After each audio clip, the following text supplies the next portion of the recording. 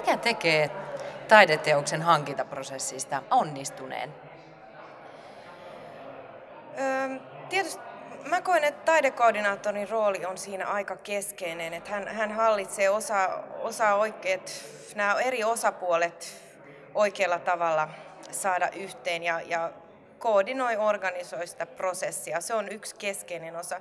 Ja siihen tietysti liittyy se taiteilijan valintakysymys, että julkinen taide on aika haastavaa taiteilijoille. Täytyy olla sitä kokemusta ja tietotaitoa, että mitä tehdään, jotta pysytään aikatauluissa ja kustannusraameissa ja muuta. Että se ei ole sama asia kuin tehdä gallerian näyttelyä valkoisen kuution.